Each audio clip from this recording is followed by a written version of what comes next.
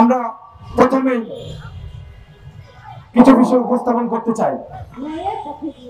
আপনারা জানেন 5 তারিখের পর থেকে সারা বাংলাদেশে আমাদের সংখ্যালঘুদের উপর যেভাবে নির্মমভাবে নির্যাতন, অত্যাচার, অগ্নিসংযোগ, মন্দির ভাঙচুর, জমি দখল সহ নানা রকম ন্যাক্কারজনক ঘটনা ঘটেছে, সেই সকল ঘটনার প্রেক্ষিতে আমাদের সংখ্যালঘুদের পক্ষ থেকে সংখ্যালঘুদের মুক্তির সনদ হিসেবে ঘোষিত 8 দফা বাস্তবায়ন করার জন্য আমরা বাংলাদেশের বিভিন্ন বিশ্ববিদ্যালয়, মেডিকেল কলেজ, বিভিন্ন শিক্ষা প্রতিষ্ঠানের শিক্ষার্থীরা একত্রিত হয়ে আমাদের এই সংখ্যালঘু অধিকার আন্দোলনের ডাক দিয়েছি।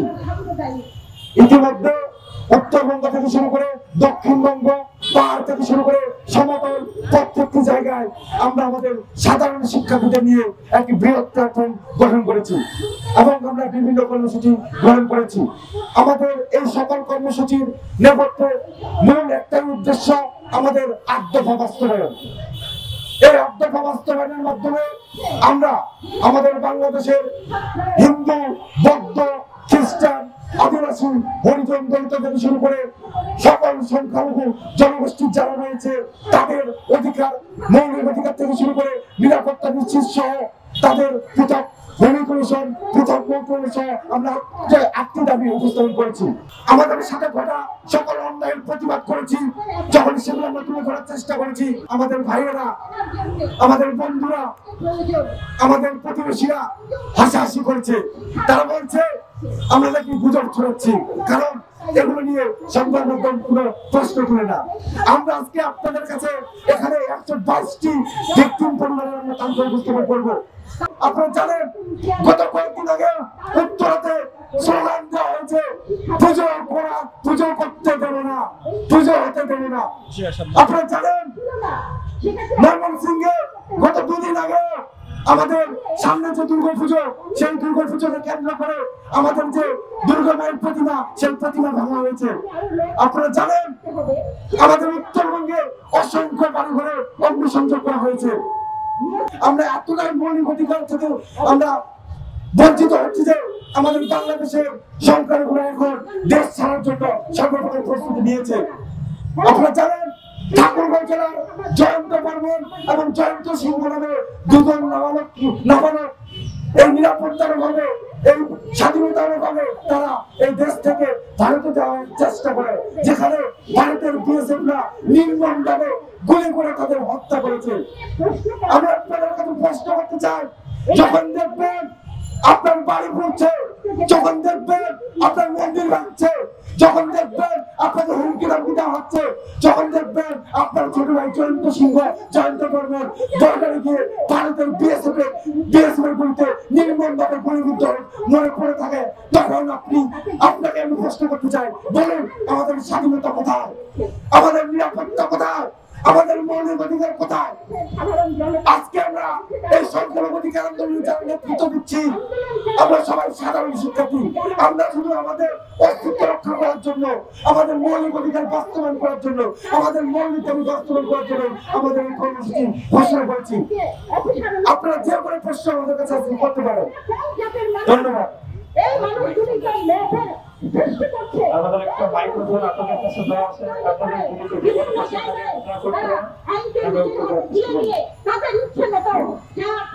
আচ্ছা, আমি একটা প্রশ্ন করতে চাই। আমার নাম মৌসুমী সুলতানা, আমি আজকের বাংলাদেশ পত্রিকা থেকে এসেছি। আমি যদি জানতে চাই, আপনারা যেহেতু সরজমিনে গিয়েছিলেন সবাই বিভিন্ন এলাকায়, সেখানে গিয়ে আপনারা বলছেন যে এটা রাজনৈতিক না অরাজনৈতিক হামলাগুলো হয়েছে, এটার পর থেকে যুক্ত দিবেন। আর একটা বিষয় হচ্ছে, আপনারা যেহেতু গিয়েছিলেন সরজমিনে, সব জায়গায় গিয়ে আপনারা কি চিত্র দেখেছেন? আসলে দুর্গাপুজো উপলক্ষে যে ধরনের গুজব ছড়ানো হচ্ছে বাংলাদেশে পূজা হবে না, এই ধরনের ভীতি কিংবা আতঙ্ক তাদের মধ্যে আপনারা দেখেছেন কিনা? আপনার প্রশ্নগুলোর জন্য অসংখ্য ধন্যবাদ। প্রথমত আমি বলবো, আমার বাসা ঠাকুরগাঁও। উত্তরবঙ্গে সংখ্যালঘুদের উপর কিরকম নির্মম অত্যাচার করেছে সেটা সাক্ষী আমি নিজে। প্রতিটা রাতে আমাদের সহজ সরল সাধারণ সংখ্যালঘু যে পরিবারগুলো রয়েছে তাদের বাড়িঘরে অগ্নিসংযোগ করা হয়েছে। প্রতিটা রাতে একজন ভ্যান চালক কিভাবে রাজনীতিবিদ হতে পারে বলেন? আমরা যখন সেই সকল ক্ষতিগ্রস্ত পরিবারের কাছে গিয়েছিলাম, আমরা স্পষ্টভাবে বলেছি রাজনীতির সাথে তাদের কোনো সম্পর্ক নেই। তথাকথিত কিছু একটা চক্ষু মহল তাদের বাড়িতে গিয়ে অগ্নিসংযোগ করেছে, তাদের মেয়ের বিয়ের জন্য জমানো যে সংরক্ষিত টাকা সেই টাকা ফুরে গেছে, তাদের সংরক্ষিত ধান সেই ধান ফুরে গেছে, তাদের দৈনন্দিন জীবনে ব্যবহৃত যত জিনিসপত্র রয়েছে সবকিছু মুহূর্তের মধ্যে 5 মিনিটের মধ্যে পুরো ছাড়া হয়ে গেছে, তাদের প্রত্যেকটি স্বপ্ন মুহূর্তের মধ্যে ভ্যানিশ হয়ে গেছে। সে ছায়ের গন্ধে সে এতটাই তীব্র যে উত্তরবঙ্গের প্রত্যেকটা এলাকার মানুষ, প্রত্যেকটা গ্রামের মানুষ, আপনারা যেতে পারেন, আমি আপনারা যেতে পারেন, আপনারা সরাসরি গিয়ে দেখবেন প্রত্যেকটা মানুষের যারা মানুষ সন্তান হবে তাদের মনে এতটাই আতঙ্ক এবং তারা এতটাই নিরাপত্তার মধ্যে ভুগতেছে যে আপনি যদি তাদেরকে জিজ্ঞেস করেন যে আপনি কি ভারত চলে যাবেন কিনা, তিনি স্পষ্টভাবে আপনাদের উত্তর দেবেন যে হ্যাঁ আমরা ভারত চলে যেতে চাই, কারণ আমাদের বাংলাদেশে আমরা নিরাপত্তা পাচ্ছি না। সারা রাত জেগে পাহারা দিয়ে যখন আপনার বাড়ি খুলবে, যখন আপনার মন্দির ভাঙবে, তখন আসলে তারা কতটা বিচলিত বা কতটা আতঙ্কগ্রস্ত সেটা আপনারা সে এলাকায় না গিয়ে বুঝবেন না। আমরা চোখের পানি ধরে রাখতে পারি নাই। যখন আমার বাবা থেকে বয়সী একজন মানুষ আমাকে কান্নাকারি হাত ধরে বলতেছে, বাবা আমার সব অপারেশন হয়ে গেল, আমি এখন কি করবো, আমি একজন ভ্যান চালক, আমার বাড়ি বাড়ি সব পুরো সরকার করে দিচ্ছে, ওরা কারা করে দিয়েছে সেটা উনি জানে না, কিন্তু ওরা সব শেষ হয়ে গেছে, সব কিছু হয়ে গেছে।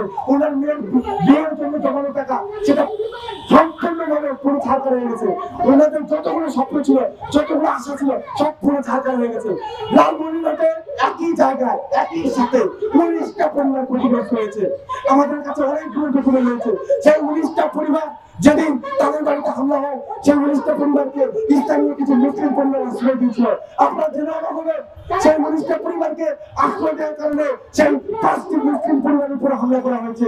এগুলো নিয়ে এখন পর্যন্ত বাংলাদেশের সংবাদদাতা কোনো প্রকার তথ্য প্রচার করে নাই, কিন্তু আপনারা এখনো যা দেখবেন সেখানে পরিস্থিতি কতটা ভয়াবহ। তাদের কান্না শোনার মতো কেউ নেই, তাদের দুঃখ শোনার মতো কেউ নেই। এই চলমান সংবাদের প্রেক্ষিতে পরিণতি কতটা ভয়াবহ সেটার জন্য আমি আপনাদের সে এলাকাতে যাওয়ার অনুরোধ করবো। শুধু এতটুকু বলবো, আমরা আমাদের কান্না ধরে রাখতে পারি না। আপনার দ্বিতীয় প্রশ্ন হচ্ছে দুর্গাপুজো নিয়ে আমাদের চিন্তা ভাবনা কি? দুর্গাপুজো আমাদের করতে হবে, কারণ এটা আমাদের গর্ব। কিন্তু আমরা সাধারণ শিক্ষার্থীরা যখন বিভিন্ন এলাকায় গিয়েছি, তারা আমাদেরকে ডিরেক্ট প্রশ্ন করেছিল, সরাসরি প্রশ্ন করেছিল যে আমরা কি এবার দুর্গাপূজা করতে পারবো? আমরা ওদেরকে প্রশ্ন করেছিলাম যে কেন আমরা পারবো না, আপনি বলুন তো। আমরা যদিও জানি, আমরা ওদেরকে প্রশ্ন করেছিলাম। ওনারা বলেছে যেখানে আমাদের বাড়ি তুলে দিচ্ছে, যেখানে আমাদের নানাভাবে হুমকি দিচ্ছে, যেখানে আমাদের মন্দির ভাঙছে, সেখানে আমরা এই নিরাপত্তাহীনতা নিয়ে কিভাবে দুর্গাপূজা করবো? যেখানে দুর্গাপূজা শুরু হওয়ার আগে আমাদের দুর্গামের প্রতিমা ভাঙা হচ্ছে, যেখানে চিঠিতে লেখা হচ্ছে যে 5 লক্ষ টাকা না দিলে আপনারা দুর্গাপূজা করতে পারবেন না, যেখানে বলা হচ্ছে রাজপথে স্লোগান হচ্ছে পুজো করতে দেবো না, সেখানে আপনারাই বলুন আমাদের সহজ সরল সাধারণ মানুষেরা কিভাবে দুর্গাপূজা করে সাহস রাখবে? যেখানে আমাদের প্রশাসন সরকারের উচিত ছিল নিরাপত্তা জোরদার করা, সেখানে ওনারা বলতেছে যে আমাদের পূজা, আমাদের নিরাপত্তা নিশ্চিত করার জন্য ওনারা নাকি মাদ্রাসার আমাদের ভাইদেরকে দায়িত্ব দেবেন। আপনারা বলেন এত নিরাপত্তাহীনতা নিয়ে আমাদের মানুষেরা কিভাবে দুর্গাপূজা করার সাহস সঞ্চার করবে? একদম সহজভাবে, যেটাকে আমরা ভট পূজা বলি, ভট পূজার মাধ্যমে যারা করতে পারি, এতটাই তারা নিরাপত্তাহীনতা করতেছে, আমরা তাদের কোনো প্রশ্নের উত্তর দিতে পারি না। Thank you. সেই চাওয়ার যে আন্দোলন, সেই আন্দোলনে আমরা যেহেতু জনতার দরবার আমাদের কর্মসূচি নষ্ট করেছে, সেখানে সাংবাদিক ভাইদের পাশাপাশি যারা সাধারণ মানুষ রয়েছে বা আমাদের যেসব ভাই রয়েছে তারাও আপনাদের প্রশ্ন করতে হয়েছে। আমাদের মাইক রয়েছে, আপনাদের মাইক থেকে প্রশ্ন করতে হবে। আমার আরেকটা প্রশ্ন আছে, সেটা হচ্ছে যে আপনাদের 5 দিন দুর্গাপুজোর ছুটি চেয়েছিলেন, এই ব্যাপারে সরকারের পক্ষ থেকে কোন ধরনের আপনারা ছাড়া পেয়েছেন কিনা? সরকারের পক্ষ থেকে আমরা এখন পর্যন্ত শুধু 5 দিন ছুটি না, আমাদের যে যৌক্তিক আর্থিক দাবি রয়েছে, সেই আর্থিক দাবির ব্যাপারে আমরা এখন পর্যন্ত কোনো সিদ্ধান্ত বা কোনো ধরনের সাড়া পাই নাই। আমরা যখন 13 তারিখে আমাদের সংখ্যালঘু অধিকার আন্দোলনের প্রতিনিধিরা আমাদের অন্তর্বর্তীকালীন সরকারের প্রধান উপদেষ্টা ডক্টর মোহাম্মদ ইউনূস স্যারের সাথে আমরা দেখা করেছিলাম, তিনি সেদিন আমাদের বলেছিলেন যে তোমাদের আত্মদাবী যুক্তি এবং আমরা অতি শীঘ্রই আমাদের এই আত্মদানী বাস্তবায়ন করার জন্য পদক্ষেপ গ্রহণ করবো। সেই 13 তারিখের পরে আজকে 28 তারিখ চলে এসেছে। এখন পর্যন্ত সরকারের পক্ষ থেকে শুধু দুর্গাপুজোর 5 দিনের ছুটি না, আমাদের 8টা দফার ব্যাপারে আমরা এখন পর্যন্ত কোনো সাড়া পাই না। Thank you. কিসের জন্য ব্যবহার করা হচ্ছে আপনারা সেটা একবার ভাবুন। এই কথাটা বলে আমি আমার বক্তব্য এখানে শেষ করছি এবং আজকের সমাবেশের কাজে আপনাদের কি আরো কোনো প্রশ্ন রয়েছে? আচ্ছা, আমাদের কাছে কিছু কমন প্রশ্ন রয়েছে, আমরা সেই প্রশ্নগুলোর উত্তর দেই। আমাদেরকে বলা হয়েছে, আচ্ছা আপনারা তো বিভিন্ন তৃণমূল পর্যায়ে গিয়েছেন, তাহলে সেই জায়গাগুলোতে আপনারা তো ভিক্টিমের সাথে কথা বলেছেন, তো তারা কি জানে না দুষ্কৃতিকারী কারা? তো এটার উত্তরটা হচ্ছে এরকম যে অনেক জায়গায় আমরা দেখেছি তারা জানে দুষ্কৃতিকারী কারা, তারা জানে, এবং তারা সেই দুষ্কৃতিকারীকে চেনার পরেও তারা এতটাই ভীতর এবং এতটাই মানে আতঙ্কগ্রস্ত যে তারা সেই ভিক্টিমের নাম আমাদের কাছে বলে নাই এবং তারা আইনগতভাবে মামলা করার মতো প্রচেষ্টা করে নাই। এর থেকেও বড় কথা, আমি নিজেই সাক্ষী, অগ্নিকাণ্ডে আমাদের বাড়িতে অগ্নি সংযোগ করার সময়, আমাদের বাড়িতে না আমাদের এলাকাতে অগ্নি সংযোগ করার সময় আমরা হাতে নাতে কয়েকজন দুর্বৃত্তকারীকে ধরেছি। তারা আমাদের সামনে স্পষ্ট হয়ে বলেছে যে তারা অগ্নি সংযোগ করতে এসেছে এবং তারা অগ্নি সংযোগ করেছে, আমাদের সামনে বলেছে। তারপর যখন পুলিশ ভাইরা এবং সেনাবাহিনী ভাইরা তাদেরকে নিয়ে যায়, পরবর্তীতে আমাদেরকে বলা হয় যে যাদেরকে ধরা হয়েছে তারা নাকি পাগল। শুধুমাত্র পাগলের অজুহাত দেখিয়ে এই দুষ্কৃতিকারীদের পেছনে কারা দায়ী, কারা এই দুষ্কৃতিকারীদের ইন্ধন দিচ্ছে আমাদের বাড়িঘর খোলার জন্য, কারা এই দুষ্কৃতিকারীদের আমাদের মন্দির ভাঙার জন্য ইন্ধন দিচ্ছে, আমরা সেই ধাঁধাটা এখনো উত্তোলন করতে পারি নাই। সবচেয়ে বড় কথা, এই ধাঁধাটা উত্তোলন করার দায়িত্ব আমাদের প্রশাসনের, আমাদের সরকারের। আমরা তো প্রশাসনের কেউ না, আমরা তো সরকারের কেউ না। আমরা আওয়াজ তুলতে পারি, আমরা আমাদের সাথে অন্যায় প্রতিবাদ করতে পারি, এই তথ্য উপস্থাপন করার দায়িত্ব সরকারের। আমরা স্থানীয় প্রশাসনের সাথে বারবার বলেছি, স্যার আপনারা উদ্ঘাটন করুন, সে যে ধর্মের হোক না কেন, সে যে রাজনৈতিক দলের হোক না কেন, আমরা এগুলো কোনো কিছু জানি না। আমরা শুধু চাই এই দুষ্কৃতিকারীদের সর্বোচ্চ শাস্তি নিশ্চিত করা হোক, যেন অন্য কোনো দুষ্কৃতিকারী আমাদের বাড়িতে অগ্নিসংযোগ করে সাহস না পায়, আমাদের মা বোনদের ভয় দেখানোর সাহস না পায়, আমাদের মন্দির যেন ভাঙচুর করতে না পারে। Thank you. আরেকটি প্রশ্ন আমাদের কাছে আসে যে মন্দির কেন ভাঙা হয়, এটার উত্তর যদি আমি সহজভাবে বলি, কিছুদিন আগে রাজশাহী বিভাগের কোনো একটা জেলাতে মন্দির ভাঙচুর করা হয়েছিল, যেটা অনেক মানে সেই নিউজগুলো আপনারা এখনো পাবেন। সেখানে যিনি মন্দির ভেঙেছিলেন ওনাকে আমাদের সেনাবাহিনী ভাইরা ধরেছিলেন, আমাদের স্থানীয় লোকজন ধরার পরে আমাদের সেনাবাহিনীর লোকগুলা ওনাকে জিজ্ঞেস করেছিলেন যে আসলে প্রথমত ওনারা জাস্টিফাই করেছিলেন যে পাগল কিনা, তো ওনারা সেনাবাহিনী ভাইরা জাস্টিফাই করেছিলেন যে ওনারা পাগল না। তারপর ওনাকে প্রশ্ন করা হয়েছিল যে আপনি কেন আমাদের সংখ্যালঘু বা আমাদের হিন্দু ভাইদের মন্দির ভাঙলেন? উনি উত্তর দিয়েছিলেন আবেগে, উনি আবেগে আমাদের মন্দির ভেঙেছে।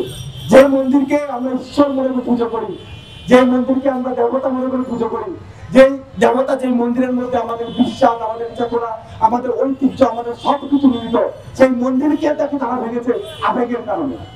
এই প্রশ্নগুলোর পরের প্রশ্নের উত্তরগুলো আমরা কিভাবে বুঝবো বলেন? যেখানে আমাদের প্রশাসন পুলিশ বলতেছে এরা পাগল, এরা আবেগে ভেঙেছে, সেই তাদের পিছনে কারা দায়ী, এই জায়গাটা আমরা এখন উদ্ঘাটন করতে পারি না। আমাদের একটা নিজস্ব ডকুমেন্ট কালেকশন আছে সংখ্যালঘু অধিকার আন্দোলনের পক্ষ থেকে। সেই ডকুমেন্ট কালেকশনে আমরা সরেজমিন পরিদর্শনে গিয়ে 151টি পরিবারের তথ্য কালেক্ট করেছি।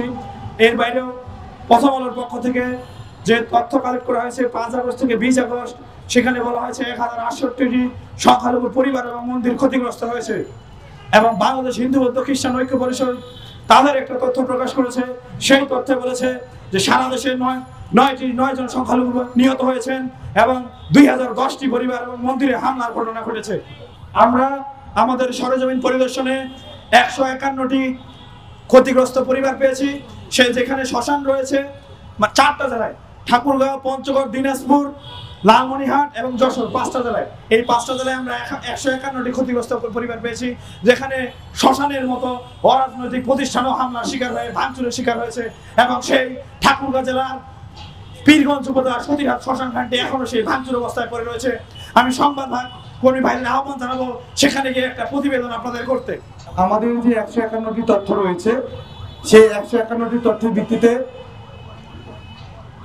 আমাদের মন্দির ভাঙা হয়েছে প্রায় 16টির মতো, যার মধ্যে শুধু ঠাকুরগাঁও জেলাতে 6টি, গাজীপুরে 1টি এবং আরো কয়েকটি জেলাতে মিলে মোট 16টি মন্দিরে ভাঙচুর করা হয়েছে। এর পাশাপাশি মূর্তি ভাঙার যে বিষয়টা, সেই মূর্তি ভাঙার বিষয়টা হচ্ছে অগণিত, যেটা আমরা সংখ্যা দিয়ে হয়তো প্রকাশ করতে পারবো না। Thank you. আমরা আরেকটি জিনিস বলতে চাই যে বাংলাদেশ অন্তর্বর্তীকালীন সরকারের প্রধান উপদেষ্টা ডয়েচে ভেলেকে সাক্ষাৎকারে বলেছিলেন যে যখন সাংবাদিক প্রশ্ন করেছে সংখ্যালঘুদের উপর হামলাকে আপনি কিভাবে দেখেন, সেখানে তিনি বলেছিলেন যে এই ঘটনাগুলো অতিরঞ্জিত হয়ে উঠে এসেছে। কিন্তু আমরা অন্তর্বর্তী সরকারের প্রধান উপদেষ্টাকে বলতে চাই, সংখ্যালঘুর একটা পরিবার যখন আক্রান্ত হয়, সেই একটি পরিবারের আক্রান্তের ভয় এবং আতঙ্ক 100টি পরিবারে ছড়িয়ে পড়ে। সেখানে সারা বাংলাদেশে 1068টি হামলার ঘটনা ঘটেছে। তাহলে সেই 1068টি হামলা এবং ভাঙচুরের ঘটনায় বাংলাদেশের প্রত্যেকটি সংখ্যালঘু পরিবারে কেন ভয় এবং আতঙ্ক বিরাজ করছে না? আমরা আমাদের অন্তর্বর্তী সরকারের কাছে এই প্রশ্নটা রাখতে চাই। আমরা অতিরঞ্জিত কোনো শব্দ বলতে চাই না, কারণ আমরা নির্যাতিত মানে নির্যাতিত। সেখানে যদি 20টি পরিবারও নির্যাতিত হয়, সরকারের উচিত সেই তথ্যকে স্বীকার করে নিয়ে তাদের ক্ষতিপূরণের ব্যবস্থা করা। সেখানে যদি এই হামলা বা এই ঘটনাগুলোকে অতিরঞ্জিত করে যদি হালকা করানোর চেষ্টা করা হয়, তাহলে আমরা বলবো যে বাংলাদেশ অন্তর্বর্তীকালীন সরকার হয়তো চাচ্ছে সংখ্যালঘু পরিবারগুলা বা তাদের বিচার না পাক, তাদের ক্ষতিপূরণ না পাক। ধন্যবাদ।